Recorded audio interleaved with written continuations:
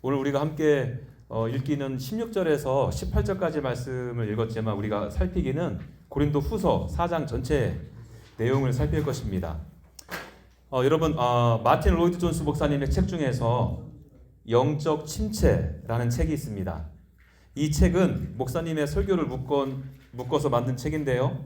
이 책의 일부를 제가 발췌했습니다. 한번 들어보시겠습니까? 저는 주저하지 않고 다시금 이렇게 주장하겠습니다. 교회가 현대 사회에서 거의 가치를 드러내지 못하는 이유 가운데 하나는 너무나 많은 크리스찬들이 영적인 침체에 빠져 있기 때문입니다. 지금 가장 절실히 필요한 것은 다시금 부흥하며 즐거움이 넘치는 교회입니다. 불행한 크리스천들은 오히려 기독교 신앙을 방해하고 있습니다. 침체라는 말은 한자어로 진전되지 못하고 한자리에 머무는 것을 의미해요. 다시 말해서 영적 침체는 하나님과의 관계가 더 깊어지지 않고 그로 인해 신앙의 성숙도 일어나지 않는 상태를 의미할 것입니다. 이러한 영적인 침체가 지속이 된다면 영적인 쇠퇴, 더 나아가서 영적인 타락으로 연결될 수 있는 위험성이 다분히 있죠. 그러므로 교회가 세상에서 거의 가치를 드러내지 못하는 것은 뻔한 결과일 거예요. 존스 목사님은 이렇게 영적 침체에 빠지게 되는 이유를 몇 가지 언급해주고 있는데요. 그 중에서 제가 여러분들께 몇 가지를 소개해드립니다. 첫째는 죄와 불순종에 있다 보았습니다. 죄는 하나님과의 관계를 방해하고 영적으로 찾아오는 기쁨과 평화를 빼앗아가기 때문이죠. 또 불순종은 신자들에게 하나님에 대한 신뢰를 잃게 하므로 영적으로 무기력한 상태에 빠지게 만듭니다. 또 세상에 대한 지나친 관심을 그 원인으로 보고 있어요. 사람들이 물질적 성공, 세속적인 즐거움, 직업적인 성취 등에 집중하면서 하나님과의 관계가 소홀하게 되기 때문일 것입니다. 그리고 또 다른 이유로는 감정적 혹은 육체적 피로도 그 원인이 있다 말하고 있어요. 육체와 감정의 건강이 영적인 삶과 밀접하게 연결되어 있기 때문에 과도한 업무나 신체적 피로, 감정적 스트레스도 영적 침체의 한 원인이 될 수 있다 본 것입니다. 아울러서 영적 전투를 그 원인으로 보고 있습니다. 우리가 믿음으로 이 땅 가운데 살아갈 때에 어둠의 세력과 끊임없는 영적 싸움을 피할 수 없죠. 그러니 여러분, 이 영적 전투의 현장에서 찾아오는 피로도는 상상 이상으로 크다 할 수 있다는 거예요. 늘 영적인 긴장 상태에 있지 않겠습니까? 또 마지막으로 기대와 현실 사이의 괴리, 그 차이가 그 원인이라고 말합니다. 신자들은 신앙생활을 통해서 자기 자신들이 갖고 있는 문제들이 해결되고 그들의 삶이 더욱 나아지기를 기대하죠. 그러나 현실에서 그런 기대가 충족되지 않으면 이내 실망하게 됩니다. 그리고 이 실망은 종종 신앙에 대한 의심을 불러일으키게 되고 하나님과의 관계에서 점점 거리를 두게 만들죠. 존스 목사님은 이러한 이유들을 인해서 영적 침체에 빠질 수 있다 그렇게 보았습니다. 그러나 여러분, 모든 사람들이 다 영적 침체에 빠지는 것은 아닙니다. 다시 말씀드릴게요. 하나님의 사람으로 살다가도 죄를 지을 수 있죠. 불순종할 수 있습니다. 세상에 대해 지나친 관심을 가질 수도 있고요. 감정적으로, 육체적으로 피로할 수 있어요. 그리고 영적 전투 가운데에서도 지칠 때도 있습니다. 그렇다고 해서 모두가 영적 침체에 빠지는 것은 아니라는 거예요. 왜냐하면 여러분, 이 영적 침체의 원인과 영적 침체 사이에는 다리가 하나 놓이는데요. 그것이 바로 낙담, 낙심입니다. 성경에 나오는 낙담, 낙심이라고 번역한 단어가 갖고 있는 의미를 정리해드리면 이렇습니다. 지치게 되다, 주어진 일들을 게을리하다, 절망하다, 겁쟁이처럼 행동하지 못하게 한다. 영어로는 give up, lose heart, faint heart 이렇게 번역할 수 있을 것입니다. 여러분, 제가 좀 전에 소개해드렸던 영적 침체의 의미와 이 낙심이라는 단어가 갖고 있는 의미들이 아주 비슷하죠. 영적으로 침체하게 만드는 원인으로 인해서 우리는 좌절하고 낙심하게 된다는 거죠. 이 낙심의 자리에서 영적 침체로 빠질 수도 있고요. 다시금 즐거움과 기쁨이 넘치는 쪽으로 회복할 수도 있다는 의미입니다. 종교개혁자였던 마틴 루터에게 유명한 일화가 있어요. 마틴 루터는 종교개혁을 위해서 헌신하였죠. 루터는 바울 신학이 이신칭의에 근거한 신학이라는 확신이 있었어요. 그러나 이 확신은요, 구교의 가르침, 그리고 그 전부터 있었던 기득권 세력으로부터 심각한 저항을 받게 되었습니다. 이 싸움은 마치 계란으로 바위를 깨는 것과 같은 싸움이었죠. 쉽지 않은 싸움이었다는 거예요. 그러던 어느 날 루터의 아내 카타리나가 그 루터 앞에 상복을 입고 나타났다 하죠. 그래서 루터가 묻는 거예요. 누가 돌아가셨나요? 왜 상복을 입고 계시나요? 이 루터의 질문에 아내는요, 하나님이 죽으셨습니다 하고 대답했대요. 이 루터는 화를 내면서 아니 무슨 소리입니까? 하나님이 죽다니요. 그런 무슨 쓸데없는 소리를 하는 거요? 하고 소리를 쳤대요. 그러자 아내가 이렇게 말했대요.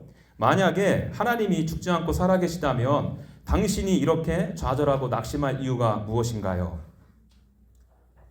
이에 루터는 동역자인 아내의 권녀와 권면으로 영적 침체에 빠지지 않고 하나님과의 올바른 관계 안에서 사명을 감당하는 자리로 나아가게 된 것입니다. 여러분, 루터의 일화에서 알 수 있듯이 기독교인에게 있어서 영적 침체를 다룰 때 그래서 중요한 것이 바로 낙심. 기독교인에 있어서 영적 침체에 빠지게 되는 원인, 이유는 차고 넘치기 때문입니다. 낙심은 우리에게 불청객으로 때와 장소를 구분하지 않고 찾아오죠. 때로는 하나가 아니라 아주 여럿이 떼거지로 뭉쳐서 찾아오기 때문에 그렇습니다. 여러분, 이런 관점에서 저는 오늘 본문을 여러분들과 함께 살펴보고 싶은데요. 오늘 본문을 보니까 사도 바울도 낙담을 지금 말하고 있거든요. 4장 1절을 얼른 눈으로 보시겠습니까? 거기 보시면 낙심하지 않고 이렇게 해서 4장을 시작하고 있습니다. 그리고 8절도 마저 보십시오. 낙심하지 아니하며. 또 16절에 보시면 그러므로 우리가 낙심하지 아니하노니. 4장 전체를 보시면 낙심으로 시작해서 낙심으로 중간을 연결하고 낙심으로 결론을 맺어가고 있습니다. 사실 여러분, 하나님의 사람으로 살면서 또 주의 일을 감당하면서 낙심하기로 말하자면 사도 바울만한 사람이 있었을까요? 영적 침체에 빠질 수 있는 위험에 누구보다도 더 노출된 사람이 바로 바울이었다는 거예요. 몇 가지만 함께 생각해 볼까요?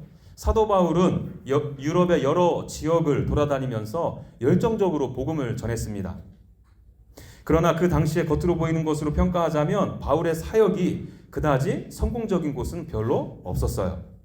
처음에는 복음을 듣고 사람들이 기뻐하고 모이기 시작했습니다. 그렇지만 그 모임에 어느새 거짓 선생들이 들어와서 거짓 복음을 전하게 되었죠. 이에 교인들은 솔깃해져서 그들의 가르침에 넘어가는 경우가 있었습니다. 고린도 교회가 그러했고요. 갈라디아 교회가 그러했고요. 그 외에 여러 교회들이 그런 문제들을 안고 있었어요. 여러분, 목회자로 또 설교자로 이것만큼 기운 빠지는 일은 또 없을 거예요. 나름 착실히 목회하면서 복음을 가르치고 나누었다고 생각하는데 여전히 율법주의자로 살아가는 거예요. 여전히 반율법주의자로 살아가는 것입니다. 여러분, 그런 모습을 볼 때 도대체 얼마나 어떻게 복음을 나누어야 하는가 하고 자괴감에 빠지지 않았겠습니까? 여러분, 사실 이거는 약과죠. 어디서 이상한 사람이 하나 동네에 들어온 거예요. 그래서 성경 공부를 하네, 기도를 해준답시고 사람들을 끌어모읍니다. 성도들이 다 우르르 그 모임으로 몰려가는 겁니다. 그나마 그 사람의 가르침이 성경적이고 건강한 신학을 갖고 있으면 낫죠. 내가 부족해서 채워드리지 못했던 부분이 있었는데 하나님께서 저분을 통해서 채워주시는구나 하고 위안을 삼을 수 있을 것입니다. 물론 개인적으로 속은 좀 쓰리겠죠. 그러나 하나님 나라 관점에서는 그게 더 유익하니까 쓰리지만 받아들일 수 있다는 거예요. 그런데 여러분, 그게 아니라 성도님들이 신비주의 신앙에 빠지게 되고요. 더 낮은 수준의 종교주의로 돌아가는 모습이라면 그것을 바라보는 목회자 입장에서는 어떻겠냐는 것입니다. 여러분, 목회자로서 그것만큼 마음 아프고 또 낙담이 되는 경우도 없거든요. 또 그뿐인가요? 바울은 같이 사역했던 동지들에게 여러 번 버림을 당하기도 했습니다. 디모데후서 1장 15절에요. 아시아에 있는 모든 사람이 나를 버린 이 일을 내가 아노니 그 중에는 부겔로와 호모게네도 있느니라. 이렇게 적고 있어요. 아시아에 있는 모든 사람이 나를 버렸다 말합니다. 디모데후서 4장 10절에 데마는 이 세상을 사랑하여 나를 버리고 데살로니가로 갔고 그레스게는 갈라디아로 디도는 달마디아로 갔고, 여기도 보니까 데마는 나를 버렸다 이런 표현을 쓰고 있어요. 여러분, 이들은 한때 식탁의 규제를 나누던 사이 아니었겠어요? 복음을 위해서 어려움도 함께 당하기도 했고요. 그렇게 평생 동역자로 생각했는데 이러한저러한 이유로 어느 순간에 떠나간 것입니다. 그래서 사도 바울은 그들이 나를 버렸다 이렇게 심한 표현을 씁니다. 여러분, 그만큼 아프고 낙담돼서 그러지 않았겠습니까? 그뿐인가요? 사도 바울에게는 육신의 질병이 있었죠. 하나님께 이 육체의 가시를 제거해달라고 그렇게 간절히 여러 차례 기도했습니다. 또 선교 여행을 하면서 여러 차례 매맞기도 했고요. 자신이 탄 배가 파손돼서 죽을 고비도 여러 번 넘겼어요. 이렇게 육신적 고난과 박해도 수도 없이 받았다는 거죠. 낙심할 이유가 무척 많았다는 거예요. 그럼에도 여러분, 사도 바울은요, 낙심하지 않는다. 고린도 후서 4장 말씀을 통해서 지금 이렇게 말해주고 있는 것입니다. 사도 바울은 어떻게 해서 낙심하지 않을 수 있었을까요? 잠시 낙담은 되었겠지만 하나님께서 주시는 기쁨과 평안을 누리게 되었을까요? 어떻게 해서 다시 사명을 감당하는 쪽으로 옮겨갈 수 있었을까요? 여러분, 우리가 이 이유를 알기 위해서는 고린도 후서 4장이 크게 세 단락으로 나뉘어져 있음을 알아야 돼요. 이 세 단락의 핵심 내용을 살피면 바울이 낙심하지 않는 이유가 무엇인지를 알 수 있기 때문에 그렇습니다. 고린도 후서 4장의 첫 단락은요, 1절에서 7절까지 말씀이에요.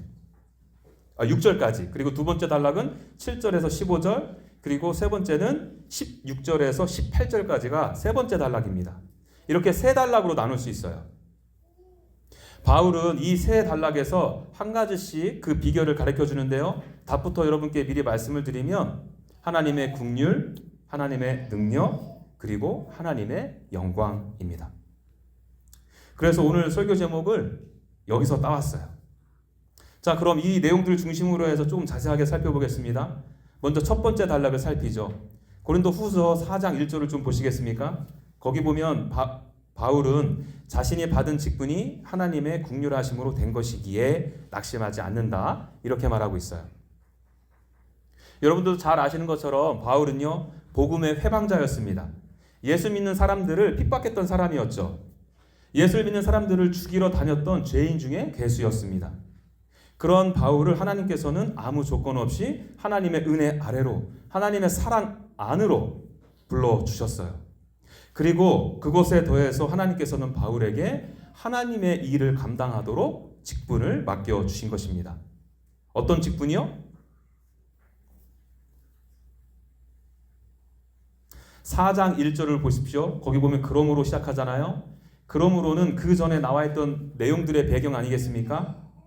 사도 바울이 고린도 후서 3장에서 어떤 이야기들을 했냐면 3장 8절에요. 하물며 영의 직분은 더욱 영광이 있지 아니하겠느냐 해서 영의 직분을 맡았다 말하고 있어요. 마저 3장 6절 하반절을 보면 율법 조문으로 하지 아니하고 오직 영으로 함이니 율법 조문은 죽이는 것이요 영은 살리는 것이니라 이렇게 말하고 있습니다.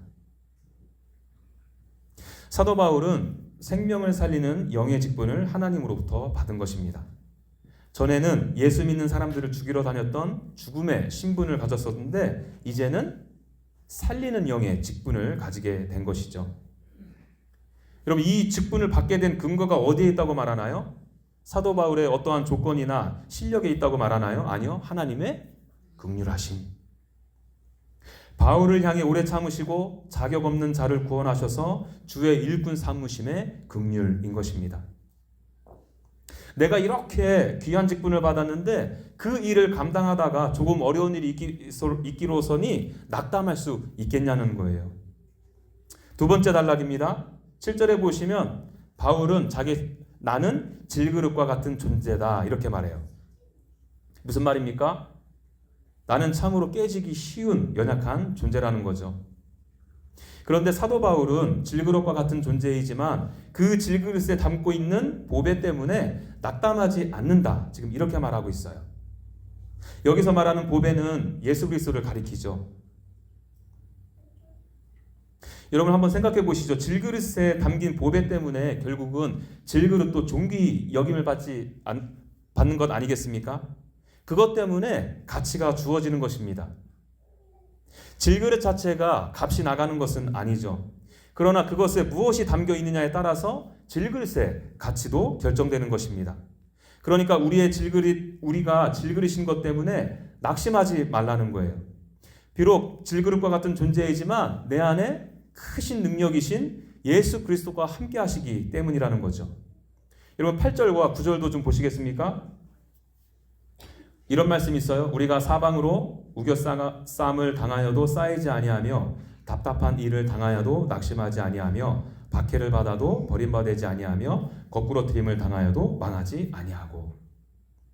이 말씀을 잘 보셔야 되는데요. 우리는 사방으로 우겨싸움을 당하는 존재가 아니라고 말합니까? 아니요.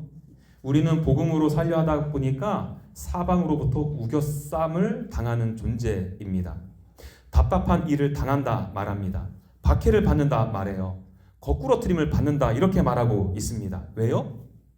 질그릇이기 때문에 그렇습니다. 신앙인으로서 사명자로서 살아갈 때 이러한저러한 이유로 낙심하고 답답하고 망할 것 같은 일들이 일어나게 된다는 거예요. 그런데 중요한 것이 무엇이에요? 우리는 우겨싸움을 당해도 쌓이지 않는 거죠. 답답한 일을 당하여도 낙심하지 않는 것입니다. 박해를 받아도 버림받지 않는다 합니다. 거꾸로 트림을 당해도 망하지 않는다 하는 거예요. 왜요? 내 안에 보배로운 예수 그리스도께서 능력으로 함께 하시기 때문입니다. 그래서 여러분 성도들이 막상 겉으로 보여질 때에는요 우겨 싸밀 수 있다는 거예요. 답답한 일일 수 있다는 것입니다. 박해요 거꾸로 뜨림을 당하는 것일 수 있다는 거예요.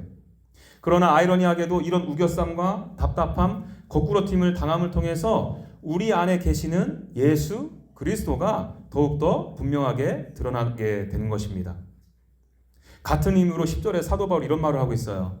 우리가 항상 예수의 죽음을 몸에 짊어짐은 예수의 생명이 또한 우리 몸에 나타나게 하려 함이라. 쉽게 말해서 여러분 사역하면서 낙담할 수밖에 없는 수많은 핍박과 고난 속에서 오히려 더 예수 그리스도를 닮아가는 사람이 된다는 거예요. 여러분 이와 관련된 이야기는요 마지막 부분에서 조금 더 나누기로 하고요. 마지막 세 번째 단락을 좀 살피죠. 16절에서 18절을 보시면 장차 받을 영원한 영광을 바라볼 수 있으니 바울은 낙심하지 않는다. 이렇게 말해요. 눈에 보이는 현재의 고난은 잠깐이라 말합니다. 그러나 보이지 않는 미래의 영광은 영원하다 하죠. 여러분 영광의 기본적인 의미는 무겁다라는 의미가 있거든요. 다시 말해서 잠시 받는 이 환난의 가벼움과 장차 올 영원한 영광의 무거움을 저울에 한번 비교해 보라는 거예요. 이게 비교가 되겠냐는 것이죠. 지금 당장은 환난의 가벼움이 우리에게는 더 무겁게 여겨질 수 있습니다. 그 무게에 짓눌려서 낙심하는 것이고요. 그러나 길어야 70년, 80년의 인생을 어떻게 영원한 영광과 비교를 할 수 있겠습니까? 적절한 예인지는 모르겠습니다. 제가 지난주에 롱디로 사귀는 연인 이야기를 예로 드렸더니 별로 감동이 없으신 것 같아서 다르게 한번 예를 들어 드릴게요. 제 사랑하는 친구가 저에게 언제 복권을 사서 선물로 주었어요. 근데 이게 웬걸 1빌리언에 당첨이 된 것입니다. 그 엄청난 돈을 6개월 후에 받을 수 있게 되었다 생각해 보세요. 그런데 여러분 이 6개월을 사는 동안에 다른 친구로부터 10만 불에 해당하는 사기를 당했습니다. 하던 사업이 망했어요. 여러분 같으면 어떨 것 같습니까? 잠시 낙담은 들겠죠. 짜증도 나겠죠. 그러나 이내 회복될 것이에요. 왜요? 6개월 후에는 여러분 1빌리언이 기다리고 있잖아요. 그 정도 손해 그 정도 아픔, 이건 장차 오실 하나님의 영광에 비하면 아무것도 아니지 하고 툴툴 털고 일어날 수 있다는 것입니다. 여러분, 제가 지난주에 천국에서 갖게 될 영광이, 그 상급이 무엇이라고 말씀드렸습니까? 최고의 상은 예수 그리스도라고 말씀을 드렸어요. 영원한 생명이신 예수님과 완벽하고 온전한 관계를 갖게 될 이 영광과 1빌리언과 감히 비교가 될 수 있을까요? 1빌리언 곱하기 무한대의 영광을 가지게 되는 것입니다. 그러니 잠시는 우리가 낙심할 수 있지만 환난, 고통, 어려움이 주는 타격감은 그렇게 크지 않을 수 있다는 거예요. 여러분, 그렇다고 해서 이 땅 가운데 우리 살아가면서 무책임하고 방종하게 살려고 권면하는 말씀이냐? 그렇지 않아요. 영광의 그날을 위해 달려가는 사도 바울을 보십시오. 그가 대충 살았습니까? 아니요. 맡겨진 자에게 구할 것은 충성이라고 그에게 낙담하고 낙심할 일은 수도 없이 많았지만, 영적 침체에 빠질 일은 수도 없이 많았지만 그의 힘찬 발걸음을 막지 못했어요. 영광을 바라보았기 때문입니다. 여러분, 우리는 지금까지 바울이 낙담하지 않는 이유 3가지를 살폈습니다. 사도 바울은 낙담의 순간에, 낙심이 될 때에 하나님의 긍휼, 능력, 그리고 영광을 바라본 거예요. 여러분, 이 사실 긍휼, 능력, 이 영광은 시제를 사용해서도 설명이 가능해요. 다시 말해서 하나님께서는 과거에 긍휼을 베푸셔서 나를 구원하셨는데 거기서 맞춰지지 아니하시고 지금을 사는 나에게, 내 자신에게 여전히 능력으로 함께 하신다는 것입니다. 예수님께서 다시 오실 그날에는 영원한 영광이신 예수님과 완벽하고 완전한 하나가 되게 해 주신다는 약속이에요. 여러분들도 이 표현 많이 들어보셨을 거예요. 띄어보았자 부처님 손바닥 아니다. 이 말은 서유기라는 책의 한 장면에서 유래한 속담인데요. 저는 이 속담을요 이렇게 바꾸고 싶어요. 띄어보았자 못자국 난 예수님 손바닥 아니다. 여러분, 좀 전에 말씀드렸잖아요. 우리를 향하신 하나님의 은혜는 장소와 공간에, 시간에 제한되지 않습니다. 예수 그리스도 십자가 사건과 부활을 믿는 자들에게 주님은 영원히 함께 해주시는 거예요. 우리가 더러는 포기할 때에도 우리를 붙잡으신 하나님의 손이 절대 놓지 않으시죠. 아무리 쓰러지고 넘어져도, 아무리 우리가 하나님으로부터 멀어지고 떨어지려고 해보았자 결국은 예수님의 못자국 난 손바닥 위라는 거예요. 우리는 예수님의 그 못자국 난 손에서 절대 헤어날 수 없는 존재들이거든요. 여러분, 우리에게도 삶의 문제가 너무 힘겨워서 하나님 앞에 눈물만 보일 때, 흘릴 때가 얼마나 많습니까? 하나님의 사랑에 반응해서 하나님께서 허락하신 사명 감당하고자 할 때 이 사명의 무게에 짓눌려서 낙담하게 될 때가 얼마나 많나요? 하나님 정말 계시는 건 맞습니까? 제가 정말 이 순간에 예수님의 못자국 난 그 손바닥 있는 게 확실한가요? 하고 하나님의 존재를 의심할 때가 얼마나 많습니까? 여러분, 이런 절망과 낙심의 순간에 주님, 저는 그 못자국 난 예수님 손바닥 안에 있는 존재임을 믿습니다. 여러분, 이 진리를 저와 여러분들이 선택하기를 바랍니다. 여러분, 물론 낙심이 큰 상황에서 하나님의 긍휼, 능력, 영광을 바라보기란 쉽지 않아요. 사실 여러분, 이게 쉬우면 사도 바울이 낙심이라는 주제로 편지를 쓰지도 않았을 거예요. 그럼에도 여러분, 우리가 낙심의 상황에 처할 때 이 본문을 잊지 마시고 하나님의 긍휼, 하나님의 능력, 그리고 하나님의 영광을 바라보기를 선택하셨으면 좋겠어요. 여러분, 우리는 이제 하나님을 선택할 수 있는 능력이 생겼거든요. 전에 죄인 되었을 때는 죄의 노예였기 때문에 선택할 수 없었어요. 기껏해서 선택을 할 수 있다 해서 선택한 것이 나의 의를 위한 것뿐이었습니다. 여전히 죄 짓는 것만 선택할 수 있는 존재였다니까요. 그러나 이제는 하나님의 긍휼로 구원받아서 내 안에 계신 하나님의 능력으로 말미암아 그 능력이신 예수님으로 말미암아 이제는 우리도 하나님을 선택할 수 있다는 거예요. 팀 켈러는 그의 책 기도에서 신자가 영적 침체에서 벗어나기 위해서는 한 가지 방법밖에 없다고 강조합니다. 그것이 뭔가 하면 어둠 속에서도 노를 젓는 것. 다시 말해서 그 낙심의 순간에도 포기하지 말고 기도와 말씀 묵상이라는 노젓기를 포기하지 말라는 거예요. 하나님을 그 와중에도 바라보라는 거예요. 하나님을 선택하라는 것 아니겠습니까? 여러분, 우리도 이 노젓기를 선택했으면 좋겠습니다. 하나님께 심지어 원망하고 불평하고 체념하는 그때조차도 하나님 앞에서 하나님의 이름 불러가며 했으면 좋겠어요. 여러분, 그 가운데 우리가 하나님께서 나를 긍휼로 불러주셨다는 것을 다시 기억해낼 수만 있다면 참 좋겠습니다. 내 안에 크신 능력의 예수님이 계시기에 나는 비록 질그릇과 같은 존재지만 존귀 여김을 받는 존재임이 떠올려질 수만 있으면 참 좋겠어요.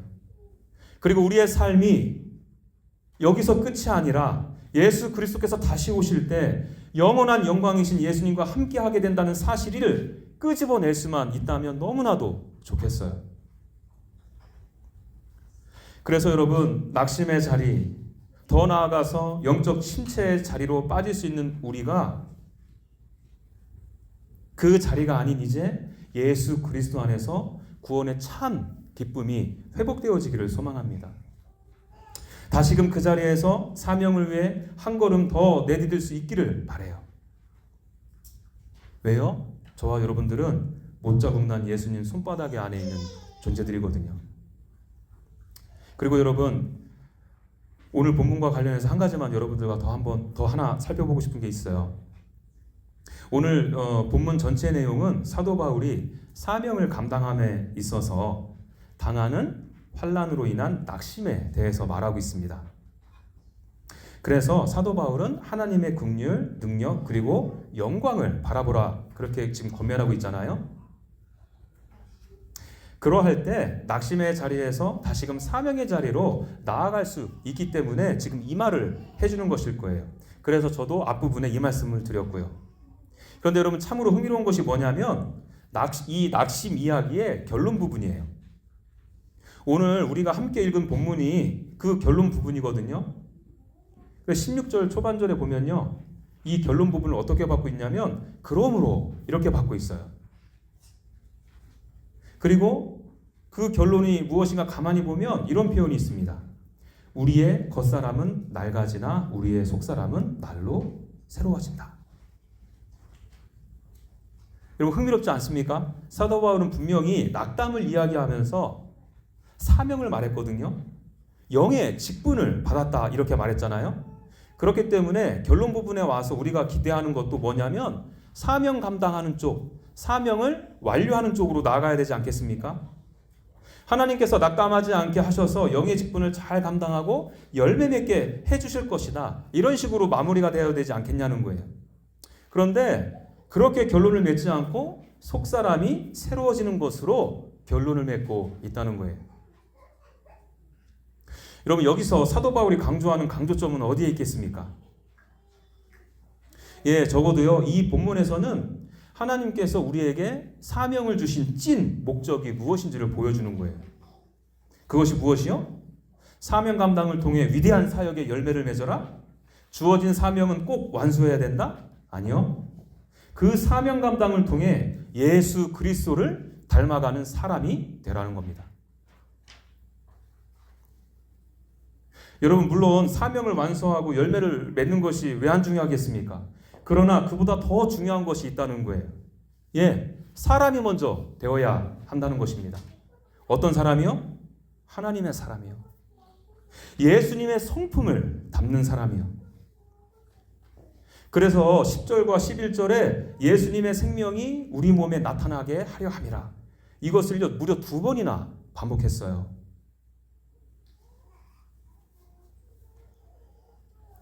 여러분, 저와 여러분들 각자에게 보내신 자리가 있을 거예요.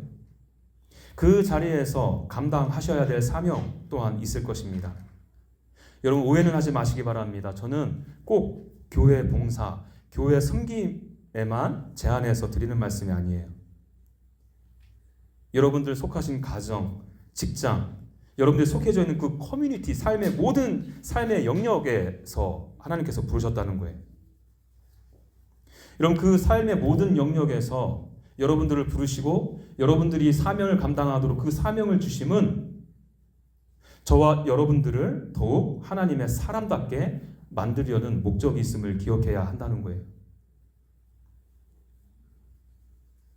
예수님을 닮아가게 하기 위함임을 잊지 말아야 한다는 것입니다. 여러분 그러기 위해서 우리에게 필요한 것이 무엇일까요? 인내입니다.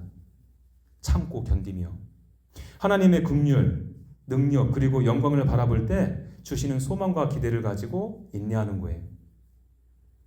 여러분 인내함 없이는 사역의 열매도 열매지만 하나님의 사람으로 빚어져 갈 수 없거든요. 여러분 로마서 5장 2절 말씀을 읽어드립니다. 제가 천천히 읽어드릴 테니까 잘 들어보세요. 또한 그로 말미암아 우리가 믿음으로 서 있는 이 은혜에 들어감을 얻었으며 하나님의 영광을 바라고 즐거워하느니라. 여러분 이 말씀은요 오늘 본문의 긍휼, 능력, 영광의 다른 표현이에요. 3절과 4절도 마저 읽어드리죠.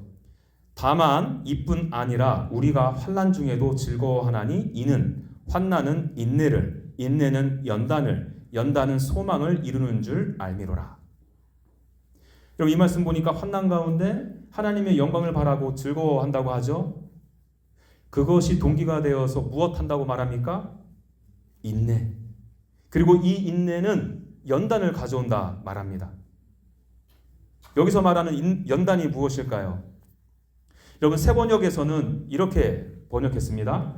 환난은 인내를 낳고 인내는 품격을 낳고. 메시지 성경도 들어보십시오. 환난이 우리 안에 열정 어린 인내를 길러주고 그 인내가 새를 연마하듯 우리 인격을 단련시켜 주며. 네, 확실하죠. 참고 견딤을 통해 인내를 통해 하나님의 성품에 참여 하라는 말인 것입니다.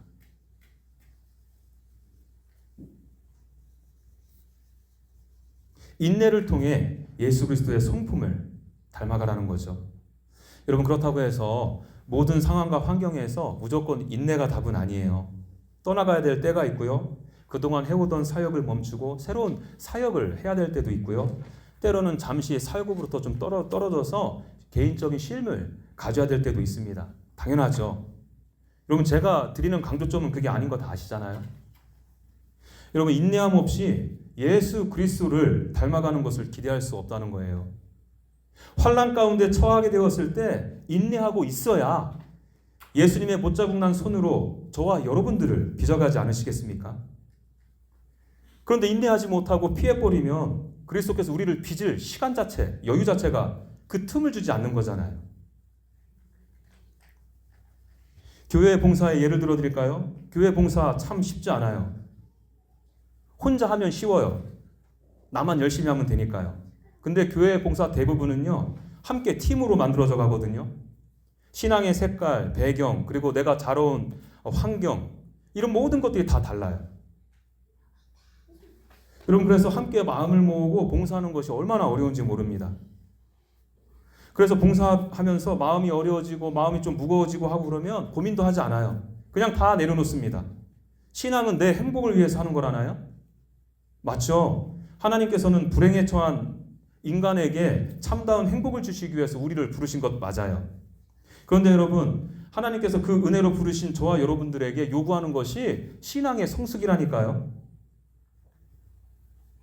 예수님 닮으라고 말하고 있다니까요. 그러기 위해서는 환난 가운데 인내해야 되지 않겠습니까? 환난에서 오는 압박, 관계에서 오는 어려움이 있죠. 내 행복을 위해 그거 다 피해간다면 하나님의 사람으로 빚어져가는 일은 기대할 수 없다는 거예요.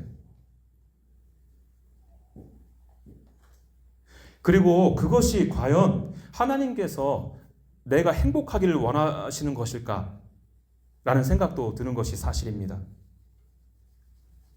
여러분, 진정한 행복은요, 하나님의 긍휼, 능력, 영광이신 예수 그리스도와 사귐과 교제이고요, 이 교제와 사귐이 우리를 환난 가운데에서 인내하게 하고요, 이 인내가 예수 그리스도를 닮은 사람으로 변화하게 한다는 거예요.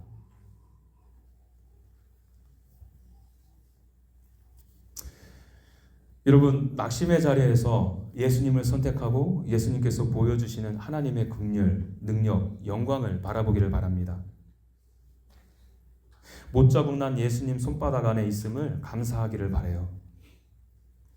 그 못 자국난 손으로 우리를 빚어가시기 위해 사명 주심도 잊지 않기를 바랍니다. 그 보내신 자리, 사명의 자리에서 인내하십시오. 겉사람은 후패해져 가겠지만 속사람은 날로 강건해질 것입니다. 그 강건함을 다른 말로 하면 그 강건함은요, 예수 그리스도를 닮아가는 것입니다. 바라기는 이 찐 행복을 저와 여러분 모두가 누리시게 되기를 간절히 소망합니다. 오늘은 먼저 기도부터 할까요? 오늘 받은 말씀 생각하면서 함께 좀 기도해봤으면 좋겠습니다.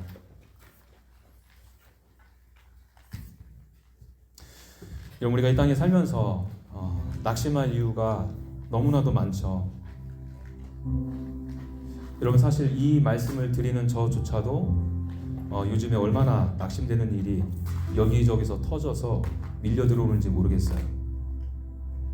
저도 그러할진데 여러분들도 다르지 않다고 생각합니다.